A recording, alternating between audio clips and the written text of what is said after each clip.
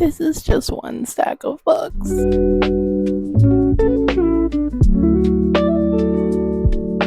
Hi guys, welcome back to my channel. I'm Lily and this is Lily and the Library. So today I have a long overdue book haul for you guys. I have about 3 stacks of books I need to get through and I'm not going to waste too much time. I will say I'm not going to get into all the synopses for all of these books because we would be here way too long, and I want to see how quick I can make this haul. Usually my hauls are close to an hour long, so let's see if we can cut that time down a little bit. So right here on the top of my first stack, I actually have the book that I'm currently reading for my challenge, and so I've taken the dust jacket off.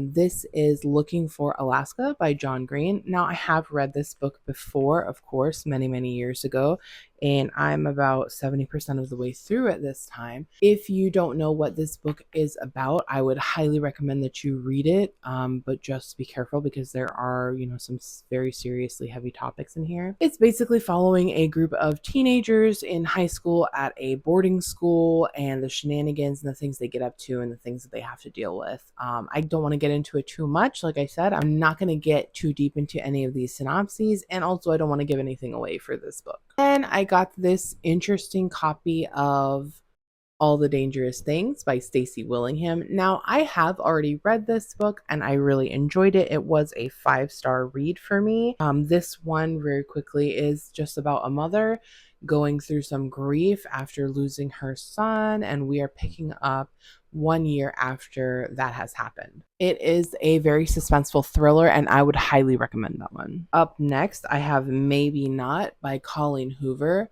Fun fact, I've never read anything by Colleen Hoover and I keep collecting her books. I'm not sure what that's about. But I saw this one at my local library and it was super cheap because it's a really small, short book. On the back here, it just says, when Warren is offered the opportunity to live with a female roommate, he instantly agrees. It could be an exciting change, or maybe not, especially when the roommate is the cold and seemingly calculating Bridget.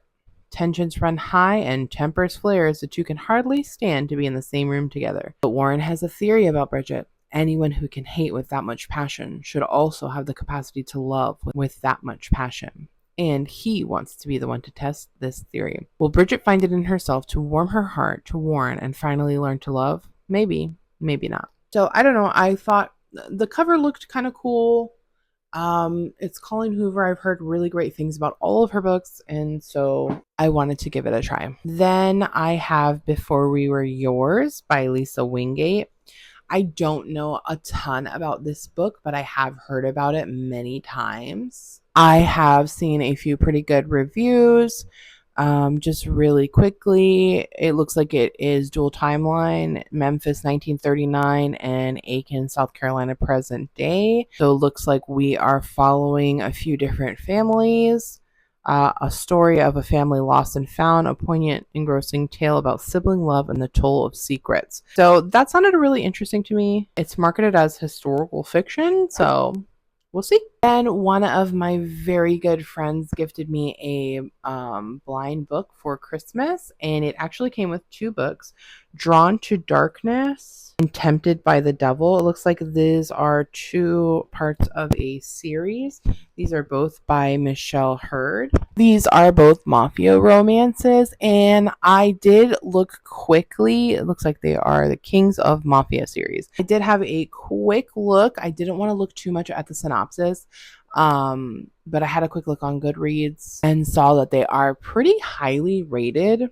I'm pretty sure these are indie published books.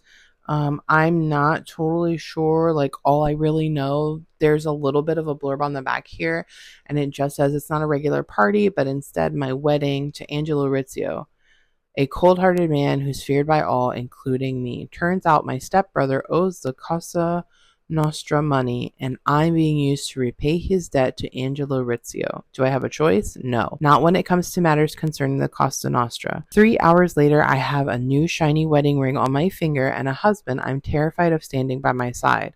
Yep, my life just took a turn for the worse. There's no hiding, no running. All I can do is face the nightmare that awaits me and pray I'll survive being married to Angelo Rizzio. So I don't know. I'm really starting to get into like darker romance. I completely blame Lights Out like starting this year off with that. But I'm excited to give these a try and see if they're good. Then some recent purchases. I got There Are No Saints and There Is No Devil by Sophie Lark, another dark romance series I've heard quite a bit about. And since it's only a duology, I thought I would just go ahead and pick up both books. Even if I don't, if I end up not liking them, I can always resell them on Pango. It's not that big of a deal. But I thought I would like them. They look like they'll be fun to annotate as well if I decide to go that route and I do end up enjoying them. I, again, really don't have any idea what these are about. I think they're about a killer and something about artwork. She knows he's no saint, but she has no idea she's dancing with the devil. Cole Blackwell values control. He's the hottest sculptor in San Francisco, wealthy, successful, and respected. His only weakness is the dark impulse he carefully conceals. In truth, he's not just an artist, he's a predator, and the city is his hunting ground. I don't know. That just sounds exciting to me. Like, I'm just excited for that. In another, I think this is also a dark romance. This is the Kings of Sin series. This is King of Wrath. I have heard pretty good things about this book. I'm sorry, my lighting is not great. I'm using natural lighting, so we're doing what we can do here. I've never read anything by Anna Huang before, so I have heard such good things about this book, about this series in general, so I'm really excited to get started on that. Oh, these are billionaire romances, I think. So on the back it says, ruthless, meticulous, arrogant billionaire CEO Dante Russo thrives on control, both personally and professionally. He never planned to marry until the threat of blackmail forces him into an engagement with a woman he barely knows. Sign me up. I'm here for it. That alone, I was like, yep. And in that same vein, I also got Twisted Love by Anna Huang. This is another one I've heard such great things about, and the audiobook is included with an Audible membership. So I think I'm going to get started on this one pretty soon, just in case they decide to take that away. But I love this tagline. He has a heart of ice, but for her, he'd burn the world. I didn't need to read anymore. And then the book that I blame all of this foray into dark romance, Lights Out by Nevessa Allen. When I tell you I have loved this book and I am so excited for it, not only the special edition to come out, but also for Caught Up to come out later this year. I think it comes out this summer. I'm so excited. I do want to go back through and annotate this one. I haven't done it yet. I just haven't had the time. This is a little bit of a chunker, so I need to have a good bit of time. And right now, I'm just trying to catch up on things. If you don't know what Lights Out is about, where have you been? No.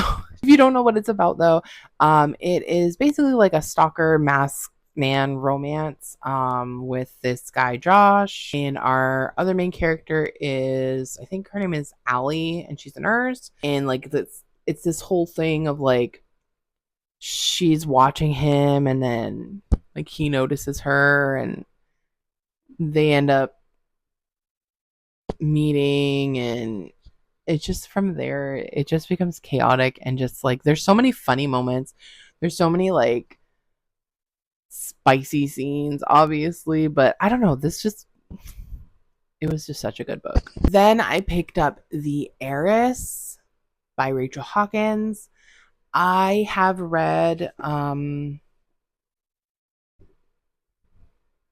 Girls is by her, right? Or Reckless Girls, I think.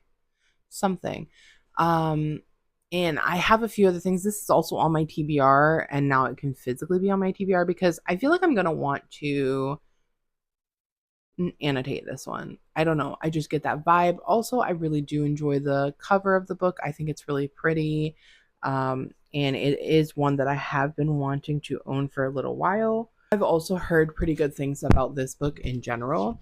So here it just says, when Ruby E. McTavish, Callahan, Woodward, Miller, Kenmore dies, she's not only North Carolina's richest woman, she's also its most notorious, the victim of a famous kidnapping as a child and a widow 4 times over. Ruby ruled the tiny town of Tavistock from Ashby House, her family's estate high in the Blue Ridge Mountains. In the aftermath of her death, her adopted son Camden wants little to do with the house or the money, and even less to do with the surviving McTavishes. Instead, he rejects his inheritance, settling into a normal life as an English teacher in Colorado and marrying Jules, a woman just as eager to escape her own messy past.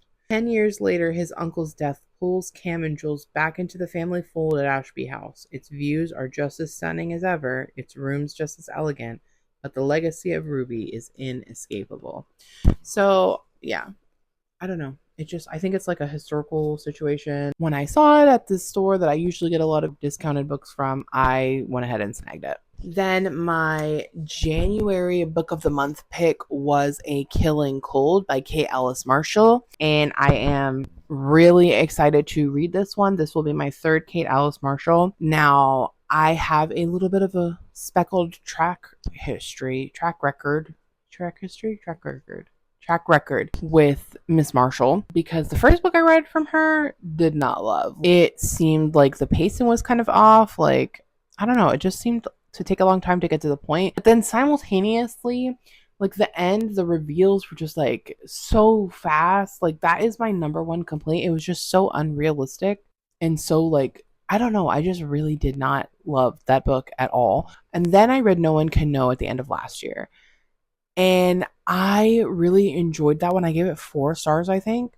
The mystery was great. I felt like the pacing was much better. And while the reveals, they were still very heavy at the end, I think that's just her style, is to do a lot at the end. She had also better dispersed some things throughout the story, which I thought was great. And what that other book, in something in the woods, waiting in the woods, in the I don't remember. I never remember what that book is called, but I felt like that did what I wanted the other book to do. So I'm very excited for this one. I'm really hoping that I'm going to enjoy it, because No One Can Know was a 2024 release. So this is a 2025 release. I'm hoping that her books are just getting better with time. I'm not even really sure what this one is about. I don't like to read synopses because I don't want to be accidentally spoiled for anything. When Theodora Scott met Connor, wealthy, charming, and a member of the powerful Dalton family, she fell in love in an instant. 6 months later, he's brought her to Idlewood, his family's isolated winter retreat, to win over his skeptical relatives. Stay away from Connor Dalton.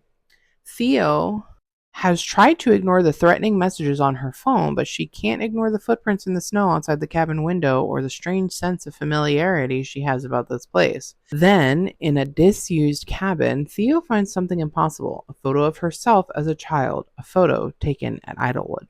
I've been here before. Theo has almost no recollection of her earliest years, but now she begins to piece together the fragments of her memories and realizes she is in terrible danger. Someone here has a shocking secret, and they will do anything to keep hidden. And discovering what happened at Idlewood may cost Theo everything. Okay, yeah, that sounds amazing. I'm super excited to read it. Now, I have heard some mixed reviews about it, which normally would make me worry, but I've noticed that the other 2 books that I've read from her also had mixed reviews. Like, a lot of people didn't like No One Can Know, but a lot of people enjoyed What Lies in the Woods. So I don't know. I don't know how to feel about that. Next, we have Right Behind You by Lisa Gardner. I'm going to be completely honest. I got this one because I thought the cover was really interesting looking, and also it was a quarter. On the back, it just says, is he a hero? Is he a killer? All she knows for sure is he's back. Once upon a time, Charlotte's big brother saved her life. Now, as the clock winds down on the hunt for Telly, Charlotte needs to know if he's returned for good or for evil, and how much will it cost her new family before they learn the final shattering truth. Because as Charlotte knows all too well, the biggest danger is the one standing right behind you. So I think there's like some domestic abuse or violence or whatever happening in this one. So it should be interesting. Yeah, I don't know when I'll get to this one, but I thought I would pick it up. Then I also have Daughter of the Pirate King by Tricia Levenfeller. I have heard really good things about this one as well. I've heard actually quite a good bit. of this one, so I thought I would give it a try. Again, I'm not sure when I will get to this, but I am intrigued. I don't really know what it's about. I I saw the front and it says readers should rejoice because we now have a Lady Jack Sparrow on our hands. And I thought that was cool because I really do love Pirates of the Caribbean. There will be plenty of time for me to beat him soundly once I've gotten what I came for. And it says on here, definitely for fans of the Pirates of the Caribbean, fierce heroines, slow burning romances, and adventures that can turn sour in the space of a gasp. Not for fans of complacent heroines, soothing plots, or those who don't speak sarcasm. So I thought that was right up my alley. Then just a little bit silly. I didn't even know these were books. I love this show and the fact that it has a fold out poster. I don't know. I love the show, and this is like what happens after the first season because it even says on the back this original novel, find out what happens after the gates closed on season 1 of Rain.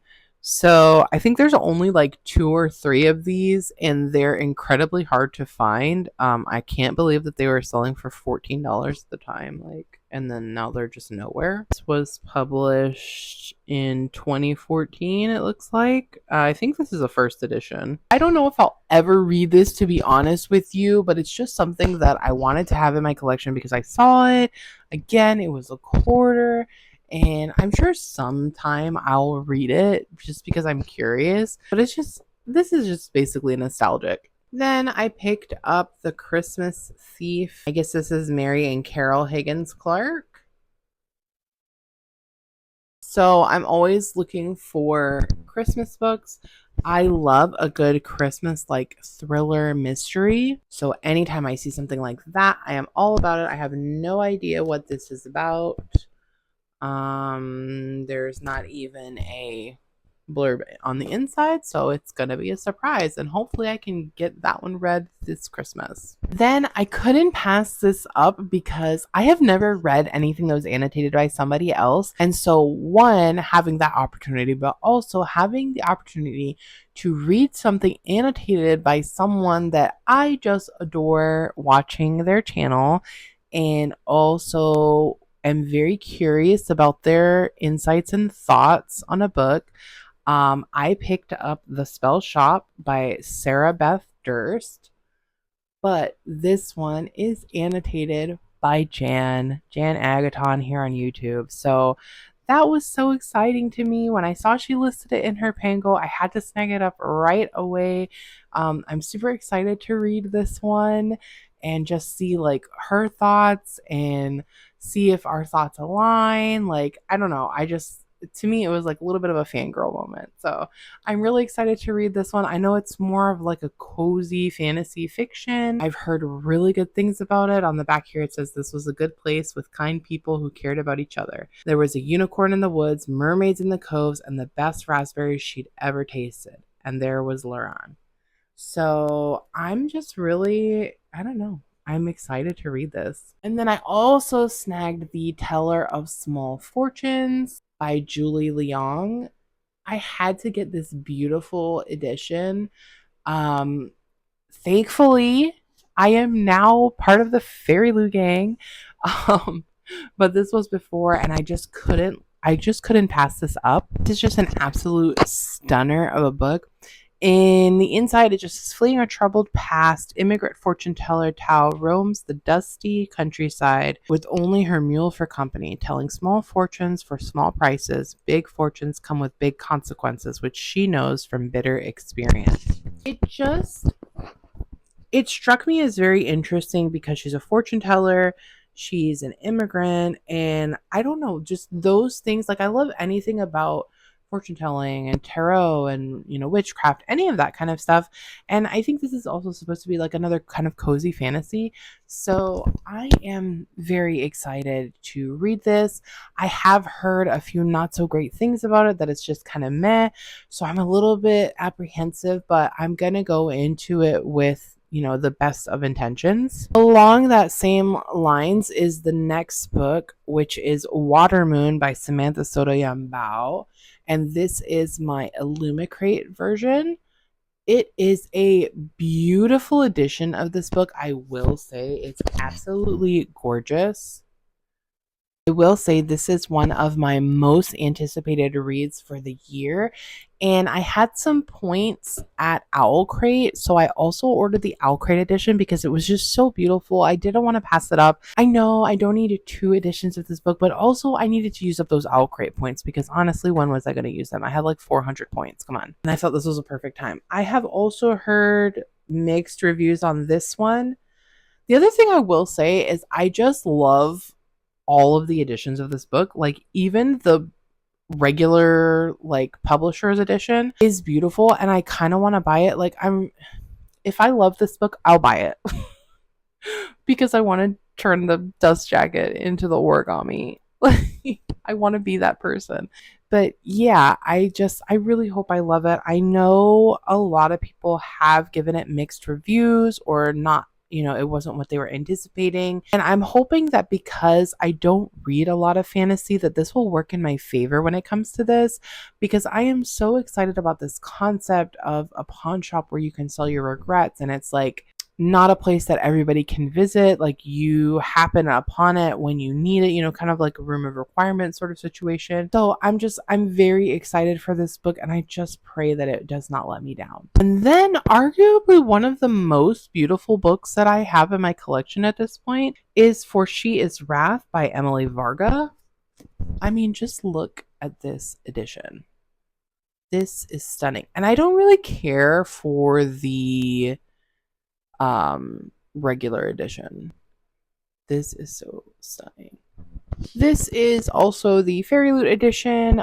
Before I was on the Fairy Loot subscription list, I was waiting for this, but I saw this posted and not only did the story really intrigue me because it's kind of like about revenge in a way. Well, I mean, I guess, yes, it's about revenge.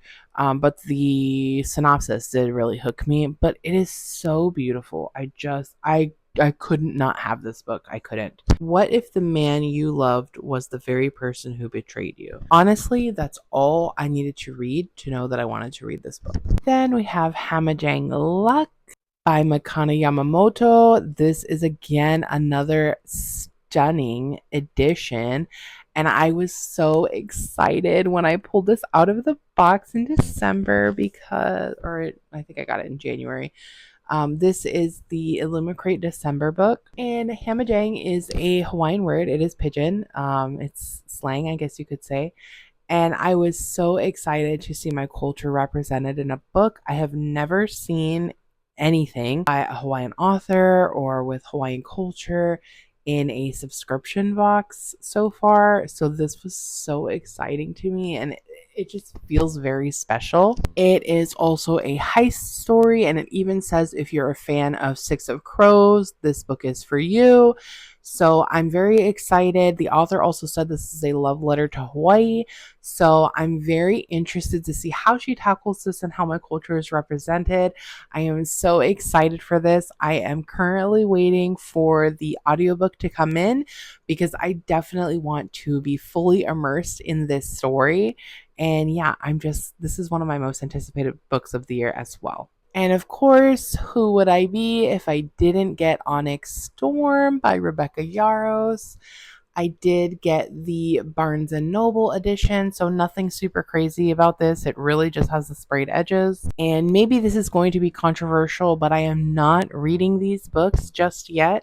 I am waiting until we at the very least have a release date for the final book. I believe there's going to be 5 books. So I'm just waiting for that and then I'm going to binge the entire series because I am not the kind of person who likes to wait years for things to wrap up or for a next installment, nor am I one that's probably going to read multiple 500-page plus books just to remember everything that happened. So I would love to just read these back to back. Once the final book has either come out or we have a release date for it, I just feel like that's going to be best for me. This is, I think, the first one that I have that has a special edition. I saw it and I thought it was a really neat special edition. I enjoyed the different colored dragons on the edges, so I thought I would pick that one up, but I'm pretty sure the other editions that I have are just regular editions. I think one might have black sprayed edges, but I think my edition. Fourth wing is just a regular edition. Finally, we are down to our last stack. So starting off, we have Practice Makes Perfect by Sarah Adams. I believe this is the second one of the When in Rome series. I haven't read When in Rome yet. I kind of want to just get all three. If you haven't noticed, I do enjoy just getting the whole series and then binging it rather than having to wait for anything. I remember when I first read Six of Crows and I had to wait on the library for Crooked Kingdom, and it was like months in between. Same thing with when I read Arc of a Scythe. I got Scythe and Thunderhead pretty quickly, and then the Toll took forever to come in. So I hate having to wait for things like when it comes to finishing something up. I would just rather get them all at once, especially when they're not super inexpensive, and definitely something that I can always resell on Pango because a lot of people love this. So I'm okay with that. I'm okay with spending a little bit extra money. I'm sure I'm going to love it anyway, but yeah. I'm not going to even bother reading the synopsis on this one because it is the second book in a series. And in the same vein, I have Hook, Line, and Sinker by Tessa Bailey. This is also a second in a series. I think this is just a duology. I'm not sure if it's the same couple or not. In the follow-up to It Happened One Summer, Tessa Bailey delivers a deliciously fun rom-com about a former player who accidentally falls for his best friend while trying to help her land a different man. So yeah, I don't want to read too much about this one because again, I don't want to spoil myself for the first one. Then I picked up They Both Die at the End by Adam Silvera, and this is a book that I have tried many times to finish. Part of me has not really finished it because I do want to annotate it. And so when I happened to see it at the store and it was like this really nice edition, I figured I would pick it up because it was super inexpensive. I think it was like $5 or $6. It says it has an original short story and an author letter. So yeah, because I liked it. It's not that there's anything wrong with this book. It is a little bit slow moving, if anything, but there's nothing wrong with this book. The writing is actually really good, and the topic we're discussing is interesting. And I definitely do want to find out how it ends. Obviously, they both die at the end, but still, I just want to read this one. It seems really good. From what I remember, it's like you get a phone call on the day that you're going to die and you have like 24 hours or something like that. So both of these boys have gotten this phone call, and I don't think they tell you how you're going to die, just that you're going to die. So, and there's like this whole thing about like counting down, and I forget what they called them, but they have like a name for them, like the people that get the phone call and they're gonna die. I can't wait to go back to this world. And another one I picked up is Lies We Sing to the Sea by Sarah Underwood. This is another one that I have heard really great things about. I believe it was even an Illumicrate book at one time. I think this is like Greek or Nordic mythology. Either way, it's something I'm very interested in, and it was like $3. So I thought I'd pick it up. I haven't really heard many reviews about it. It says her life to appease a god, his life to save a kingdom, her lies to destroy them all. I don't know. I could love it or hate it. And I feel like I'm always picking up the most random books at my local thrift store. This one is Ariel by Lawrence Block, a novel about a precious excursion into evil. I don't know. The cover really intrigued me. Like that's what drew me in. It's about an adopted girl, I think she's 12, who is like evil. So it was giving me orphan vibes, and I figured I'd pick it up. I'll give it a read. And then if you've been watching my vlogs, you know that I've been doing a little bit of edge painting, and I actually have one more book that I didn't bring upstairs, but it's fine. So I picked up The Housekeepers by Alex Hay. And no, this isn't a special edition. I painted it. I know you can't tell. No, but I know this was a fairly recent release. It's the biggest party of the season and the most spectacular heist of the century. Mrs. King is no ordinary housekeeper. Born into a world of con artists and thieves, she's made herself respectable, running the grandest home in Mayfair. The place is packed with treasures, a glittering symbol of wealth and influence, but dark secrets lurk in the shadows. When Mrs. King is suddenly dismissed from her position, she recruits an eclectic group of women to join her in revenge. revenge. Black market queen out to settle her scores, an actress desperate for a magnificent part, a seamstress dreaming of a better life, and Mrs. King's predecessor with her own desire for vengeance. So it's a heist story. I love heist stories. I will pick up any book that says it's a heist story. Any book. Dazzling party, a daring heist, never underestimate the women downstairs. Also, a book about women. I love to see it. Then I picked up Midnight in Peking, how the murder of a young Englishwoman haunted the last days of old China. I don't know, this just seemed like an interesting read to me. I do like historical stuff and murders and stuff, so I thought it would be a good read. It takes place in 1937, and yeah, I thought it would be interesting. If nothing else, I can practice doing the edges. Then I also picked up Just Another Missing Person by Julia McAllister. I believe this is her release from last year, so I was super excited to see this available at my discount store. Yeah. I always keep my eye out for authors that I want to read or have read frequently. And Julia McAllister, her book Wrong Place, Wrong Time is on my TBR. So I figured I'd pick this one up. I'm not even sure what it's about, but I've heard a few reviews on this that were really good. Like, of the reviews I've heard on it, they were good. Also, Wrong Place, Wrong Time had a lot of great feedback. And then she has a book that's come out this year that I'm also excited for. So it says, this one, there's a man out there. His weapon isn't a gun or a knife. It's a secret. Olivia, 22 years old, no history of running away, last seen on CCTV, entering a dead-end alley and not coming back out again, missing for 1 day and counting.